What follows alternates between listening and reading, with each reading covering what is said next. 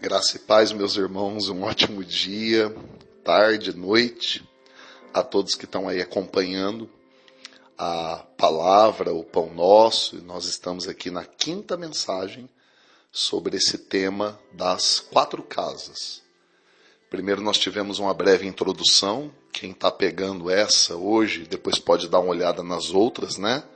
Tivemos uma introdução, depois falamos da primeira casa, que é o nosso coração, que é a nossa vida pessoal, nosso devocional com Deus. Depois a gente explicou como que essa primeira casa, depois ela nos leva a viver bem a segunda casa, que é o nosso lar. Falamos do lar na terceira mensagem, né, no caso. Falamos do lar, depois a gente falou da terceira casa, que é o templo, né, a nossa denominação, local onde a gente serve a Deus e trabalha em serviços voltados para a obra de Deus e para a comunidade também, né? E hoje a gente vai avançar para a nossa quarta casa. Que no caso, a quarta casa, ela é bem mais abrangente do que a terceira, né? A quarta casa é o que nós podemos chamar de o corpo de Cristo. Ela é muito citada em muitos versículos como a casa de Israel. Ela é muito chamada de a casa de Israel e ela aparece em várias citações da Bíblia.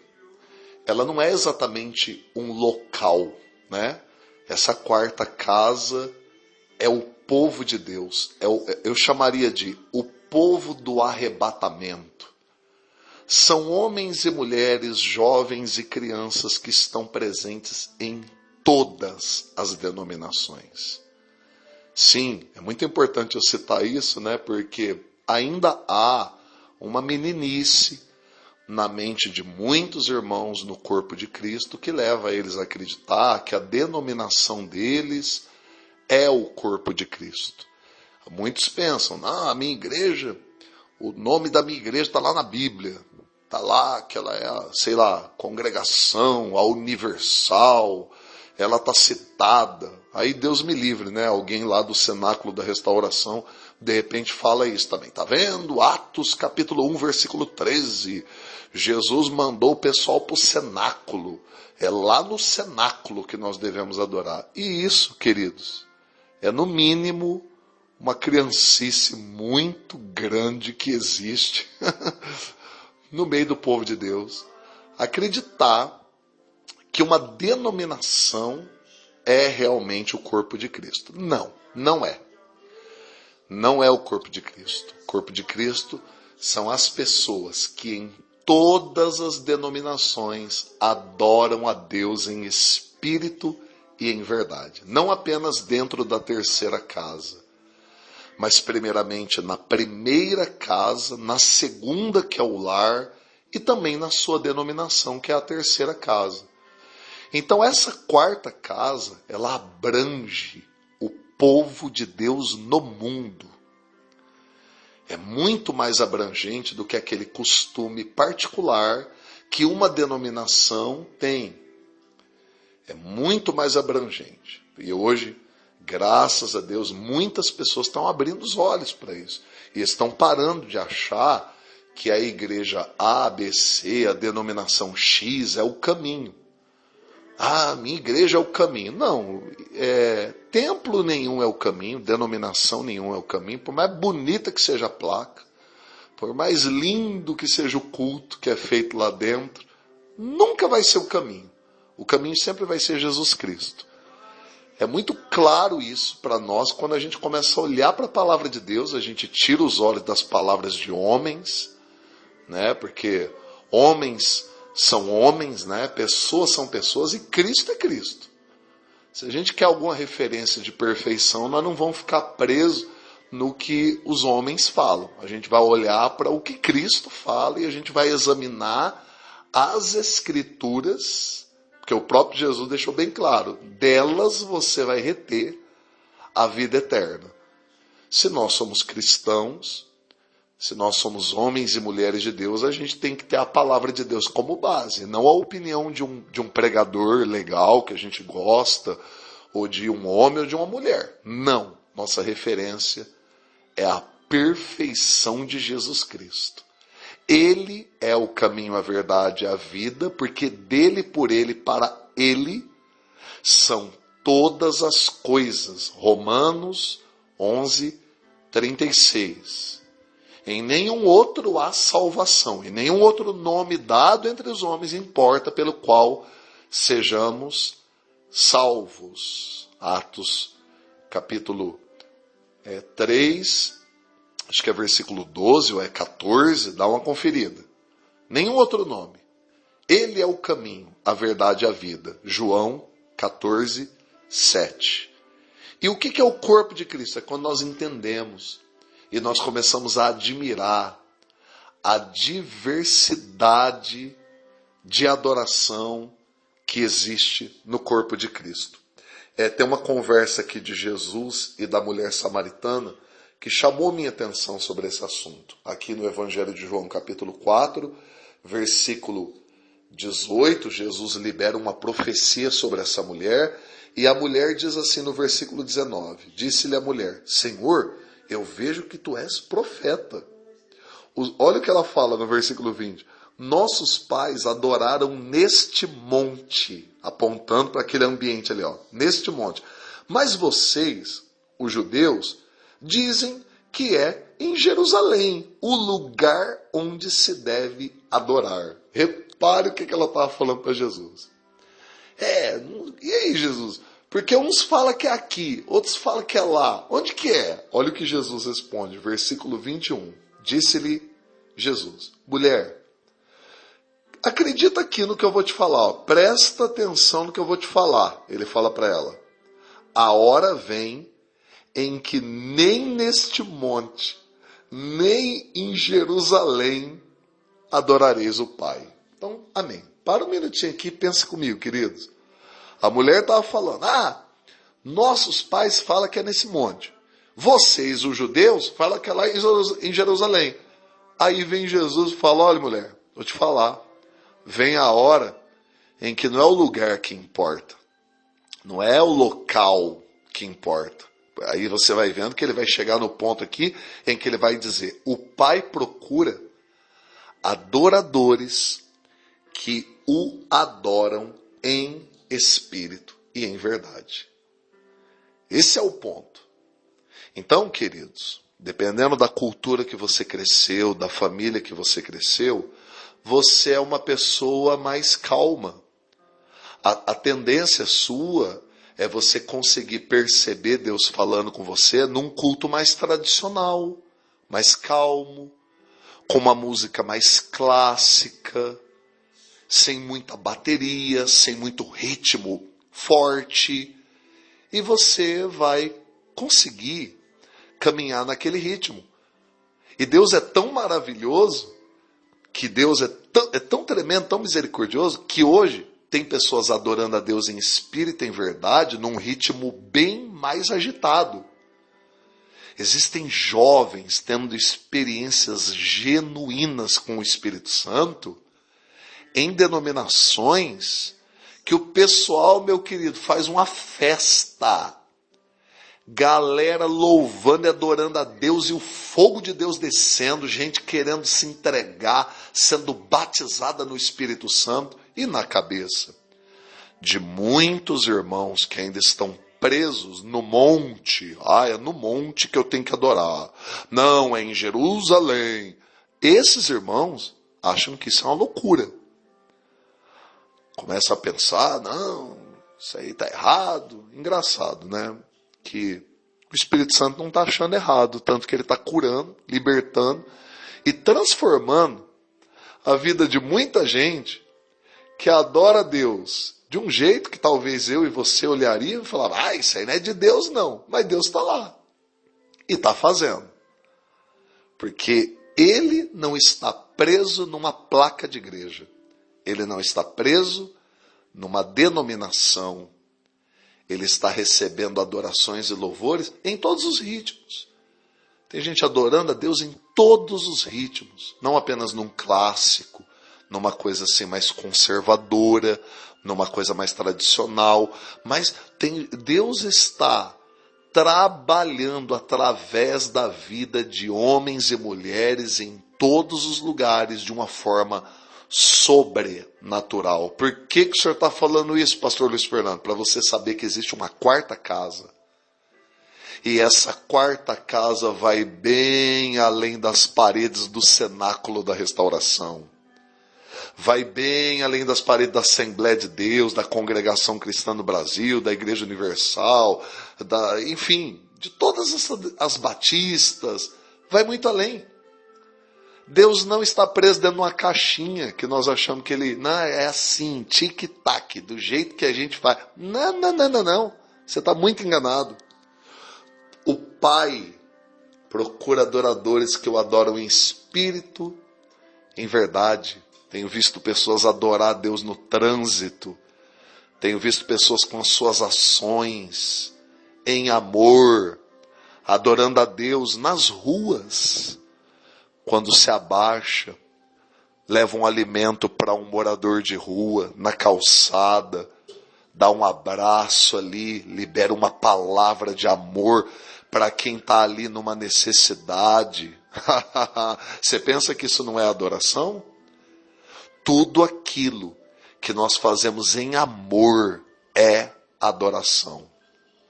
E dentro de um prédio, dentro de um templo, numa música muito bem tocada, alguém pode não estar adorando a Deus. A pessoa pode estar ali simplesmente competindo com o seu irmão, se achando melhor do que o outro, olhando para a aparência, julgando e sendo julgado, enquanto pessoas com simplicidade de coração, de repente, estão adorando de uma maneira muito mais direta que o Pai está recebendo. Então é importantíssimo a gente compreender isso, que o corpo de Cristo não se limita a um ambiente. O corpo de Cristo é abrangente. Agora, para a gente não estender tanto o assunto aqui, acho que eu estou muito à vontade para falar aqui e é melhor eu ser mais objetivo. Efésios capítulo 4, versículo 11, eu vejo essa abrangência que o apóstolo Paulo cita aqui. É bem abrangente aqui o que ele vai falar, Efésios 4, 11. E ele mesmo deu uns para apóstolos, outros para profetas, outros para evangelistas e outros para pastores e doutores, em algumas versões mestres, tendo em vista o aperfeiçoamento dos santos para o desempenho do ministério, para a edificação do corpo de Cristo, até que todos cheguemos à unidade da fé e do pleno conhecimento do Filho de Deus, à perfeita varonilidade, à estatura, à medida da estatura da plenitude de Cristo, para que não sejamos mais meninos inconstantes levados ao redor por todo o vento de doutrina, pelo engano de homens que com astúcia induzem ao erro. Versículo 15. Antes, seguindo a verdade em amor, cresçamos em tudo naquele que é o cabeça, Cristo, do qual todo o corpo, versículo 16, fala de novo, todo o corpo, bem ajustado e ligado pelo auxílio de todas as juntas, segundo a justa operação de cada parte, faz o seu próprio aumento para a edificação de si, mesmo em amor. Quando a gente lê esse texto aqui, nós percebemos que Paulo não está falando de uma denominação local. Apesar do texto estar sendo escrito para a igreja de Éfeso, que era uma igreja missionária, apesar do texto estar sendo escrito para os Efésios, ele faz referência a um ensinamento geral que fala do povo de Deus sobre a face da terra, o corpo global, que é o título do Pão Nosso de hoje. Veja aqui comigo, Atos 2,36. Portanto, saiba com toda certeza toda a casa de Israel que este Jesus, a quem vós crucificastes, Deus o fez Senhor e Cristo. Mais uma vez você percebe que quando Pedro está terminando a sua mensagem aqui, ele fala, saiba toda a casa de Israel. Quando ele está falando isso, ele não está falando de uma denominação. Ele está falando do povo de Deus. Ele está falando de modo geral. Essa casa, a casa de Israel. Aqui também, em 1 Coríntios, capítulo 12, 27, você percebe que é muito abrangente. Ele não está falando só dos coríntios. Ele está falando de uma regra geral para o povo de Deus. Ora, vós sois o corpo de Cristo e individualmente membros desse corpo. Há uns, pois Deus na igreja, primeiramente apóstolos, em segundo lugar profetas, em terceiro lugar mestres, depois operadores de milagres, depois dons de curar, socorros, governos, variedade de línguas. Quando você pega esse ensinamento, você examina com calma as escrituras, o que você percebe? Ele está falando do povo de Deus de modo geral. Eu não vou falar todos os versículos em que você encontra esse termo, casa de Israel. Êxodo 16, 31, Levítico 17. Olha, no capítulo 17 é falado várias vezes, casa de Israel, fazendo referência ao que nós estamos falando. Josué 21, 45, 1 Reis 12, 21, Salmos 98, 3, Salmos 115, versículo 9, confia, ó casa de Israel, no Senhor. Está falando do povo de Deus no mundo inteiro. Salmo 115, 12, olha, é tudo. No Velho Testamento inteiro. Jeremias 3, 20, Jeremias 9, 26. Eu estou até passando aqui, que eu fiz uma pesquisa aqui, apareceu muito versículo. Oséias. Gente do céu. Aí é citado em Mateus 10, 6. E antes as ovelhas perdidas da casa de Israel, ele está falando. E aqui, para terminar o Pão Nosso, né, para concluir, que a gente já demorou bastante, Hebreus 8, 10. Eu vou ler. Esta é a aliança que depois daqueles dias farei com a casa de Israel, diz o Senhor. Porei as minhas leis na sua mente, e em seu coração as escreverei. Eu serei o seu Deus, e eles serão o meu povo. Só de ler isso aqui já fica claro que ele não está falando de uma denominação. Ele não está falando aqui do Cenáculo da Restauração, ele não está falando aqui de forma limitada da Assembleia de Deus, da Batista, da Congregação Cristã no Brasil, seja lá o que mais tiver de nome de denominação aí. Não está falando isso. Quando ele fala aqui, ó, e eles serão meu povo, ele está falando do povo dele, meu povo.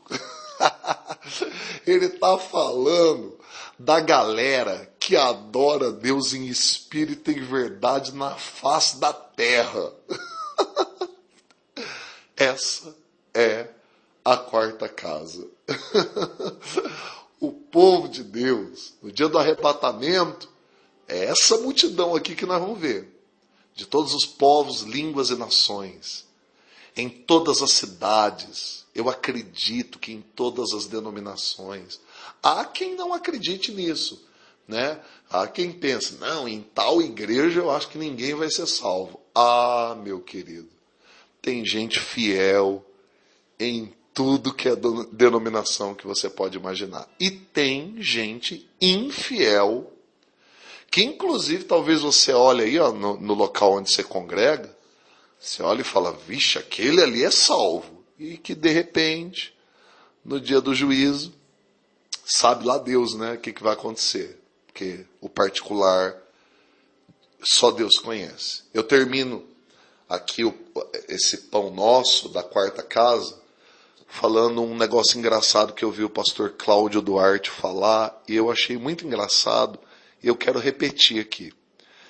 Ele disse que no dia do juízo, Quando a gente chegar na glória, nós vamos tomar 3 sustos. Nós vamos ter 3 espantos. Eu achei engraçado isso.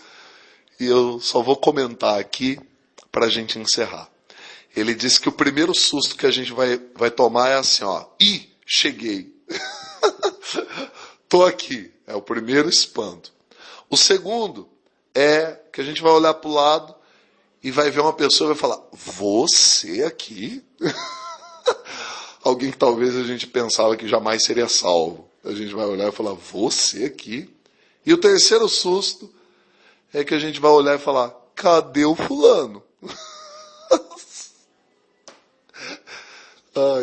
E eu achei muito engraçado, né? Porque às vezes a gente está muito enganado. Porque quem sonda os corações é Jesus. Amém? Para concluir esse pequeno estudo, ore comigo. Pai, muito obrigado. Obrigado pela exposição dessas 4 casas. Obrigado pela graça que o Senhor nos tem dado de ir entendendo a sequência delas. Ainda mais que essa 4ª casa, quem vai trabalhar nessa 4ª casa, é toda pessoa que cuidou bem da primeira, da segunda, da terceira, que tem uma aliança na terceira, e então eu sei que o Senhor vai usar pessoas amadurecidas na 4ª casa, que vão viajar, que vão transitar no corpo de Cristo, que vão entrar em aviões, que vão talvez para outras nações, vão dar apoio para outros líderes, enfim, pessoas que sabem as grandes diferenças e também a forma genuína como o Senhor tem sido adorado de formas diferentes. Pai, muito obrigado. Fica conosco. Fica à vontade para nos ensinar cada dia mais sobre esses assuntos da Tua palavra. Nós te agradecemos com gratidão em nome de Jesus. Amém, meus queridos? Um abração a todos aí. Ficou meio longo aí a nossa 4ª casa, mas acho que foi importante a gente ter falado sobre tudo isso, tá bom? Deixa seu like, se inscreve no canal, ore por esse trabalho, interceda pelo ministério. Nós também estaremos orando pela sua vida. Se você precisar de ajuda espiritual, manda mensagem para a gente, coloca nos comentários, faz contato com a gente. Nós temos aí os nossos canais de contato, o WhatsApp do Pão Nosso, e é uma alegria poder ajudar. Nós não vamos querer tirar você da sua denominação, não. E o pastor Fernando vai querer que eu saia da minha denominação. Para ele poder me ajudar, ele quer que eu saia da minha... Não, fique tranquilo, que a nossa alegria não é ninguém saindo do ministério que a pessoa está e vindo para o nosso, não. Nossa alegria é ver você bem com Jesus. A gente já passou dessa fase, essa fase que a gente quer ver, não, todo mundo na nossa igreja. Não, graças a Deus, eu quero ver todo mundo em Cristo. Se você estiver aí na sua denominação bem com Jesus, eu estou bem também. Tá bom? Um abraço e até a próxima mensagem em nome de Jesus.